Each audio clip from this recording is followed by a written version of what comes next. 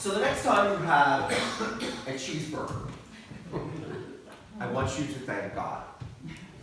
The next time you have barbecue, I want you to thank God. The next time you go to Red Lobster, I want you to thank God. And I want, next time you have pepperoni pizza, I want you to thank God. And I just did that for a reason. Because if you looked at our first reading today from the Acts of the Apostles, it's a really quirky reading. It's one of my favorite readings, actually. Because it's of the Celestial Smorgasbord that happens. You have the heavens open up, and normally when the heavens open up, you have God the Father saying some profound thing, like, this is my beloved Son, listen to him. But in the Acts story that we just heard, it's not that. It's God saying, take and eat. And taking and eating things that were ritually impure. So if you were a good Jew at that time, or if you're a good Jew today, you do not have pork, no pig stuff. No mixing of cheese and meat, so forget that cheeseburger, get pepperoni pizza. And definitely no shellfish. So no lobster, no mussels marinara, no oysters, all gone. And for us 2,000 years later, these laws seem kind of silly and petty. But for the people of the Jewish times of Jesus, and including Orthodox believing Jews today, those dietary laws, those legal laws, were ways of keeping relationship with God. The laws kept you in relationship. So if you go out to eat and you say, oh, there's pig, can't touch it, that's not a God thing. Or if you see that pepperoni pizza, nope, got you cheese on. Or if you go to a barbecue and see that pig sitting there, no. So the law became the relationship with God, the legalism. And that legalism was not to be nasty, but to remind you. So we also know that if you're a good Jewish person, you would keep clothing laws and Sabbath laws and on and on and on. Those 613 laws of the Old Testament were ways of keeping you in a relationship with God. Now, the apostles, on the other hand, were good Jews. They tried to be both Jewish and Christian, to be followers of the law of Moses and the law of Jesus at the same time, before this image happened. And in this image of the Celestial Smorgasbord, it's deeper than just about what you can eat and what you can't eat, but it's about how you understand your relationship to God. Is God about a set of rules that you check the list off? Or is it about a relationship? And that revelation that Peter had here of the skies opening up and things dropping down, being put before you and being told to eat it, told him that being in a relationship with God was not about following this or that law, but it was about being truly in relationship. It wasn't about legalism. It wasn't about following this dietary law or that dietary law. It was about the law of love. And that's where our first reading and our gospel fit together perfectly. Because in our gospel today, we have it kind of out of sequence, like we do sometimes. It's Jesus referring to love, that law of love, that relationship of love. And it happens after two things.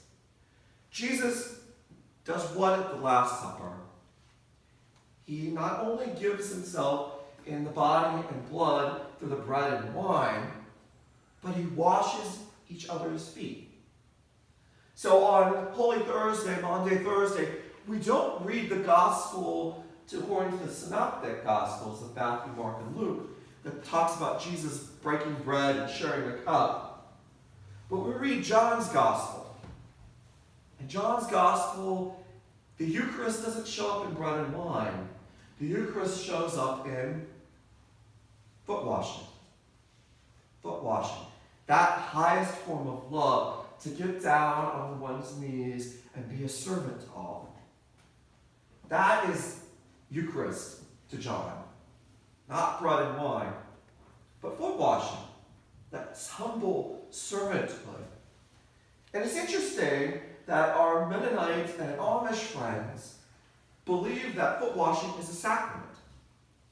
And every time they celebrate communion, which is not every week like we do, but probably a couple times a year, the entire church washes each other's feet before they have communion, because they realize the two are connected. But what also is going on in this gospel that's kind of left out right before this is the opposite of that foot washing. And that's the betrayal of Judas. Judas shows no love in many ways. He kisses Jesus in that hypocritical act and betrays him. So in this short paragraph, we have Jesus showing love through giving the commandment to love one another and the foot washing. And then we also have love being not shown through Judas, through betrayal. So we have these two opposites.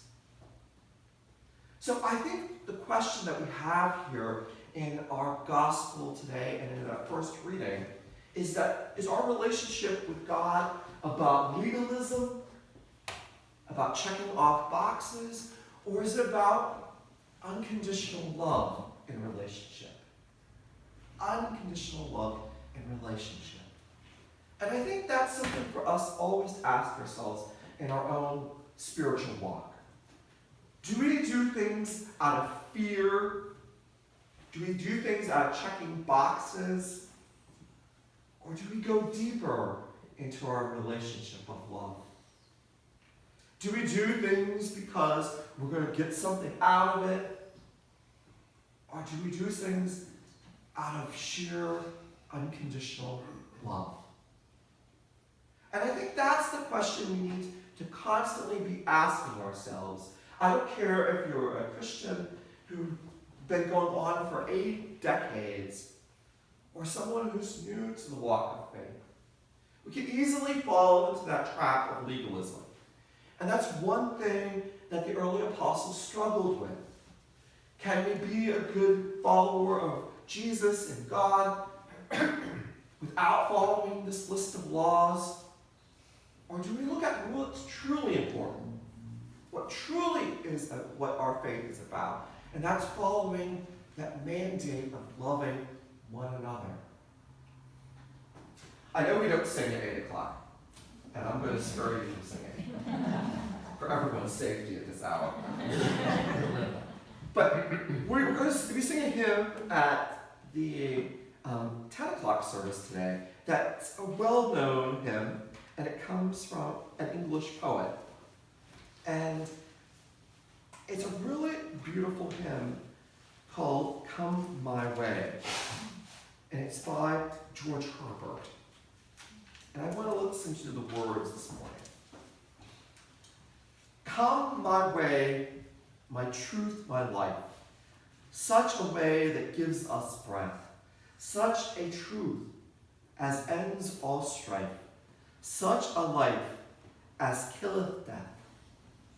Come my light, my feast, my strength, such a light that shows a feast, such a feast as mends in length, such a strength that makes his guest. Come my joy, my love, my heart, such a joy as none can move, such a love as none can part, such a heart as joys in love. That wonderful poem, I think, expresses so deeply the question, is our relationship with God about fear and rules? Or is it a relationship based in love, which is the rule